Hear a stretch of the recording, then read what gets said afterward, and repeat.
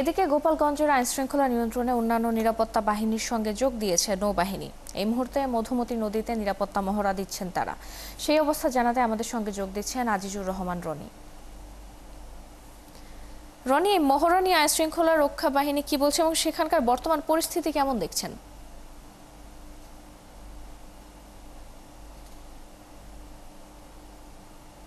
আসলে এই মুহূর্তে আইন শৃঙ্খলা পরিস্থিতি আগের থেকে অনেক বেশি নিয়ন্ত্রণে বলা যেতে পারে যে পুরোটাই আইন শৃঙ্খলা বাহিনীর নিয়ন্ত্রণ রয়েছে।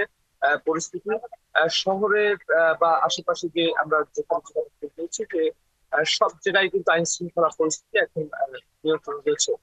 আপনি দেখতে পাচ্ছেন যে আমার আমার রাস্তাঘাটে সকাল থেকে কার্ফিউ শিথিল থাকার কারণে আসলে মানুষ আজ 8টা পর্যন্ত রাত 8টা পর্যন্ত করা হয়েছে।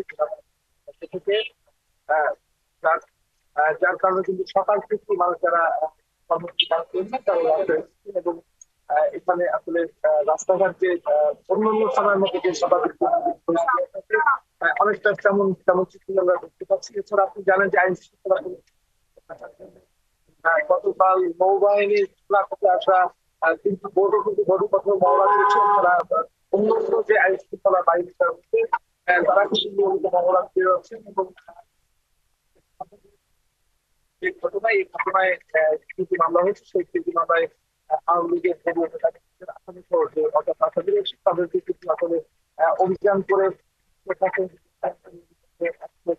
জনকে আটক করেছে এবং এটা গতকাল রাত পর্যন্ত রাত 10টা পর্যন্ত এই তথ্য আমাদের কাছে রয়েছে। যারা হয়তো আরো তথ্য জানতে পারতে পারবে হয়তো তাদের আরো মানুষের তারা বলার তারা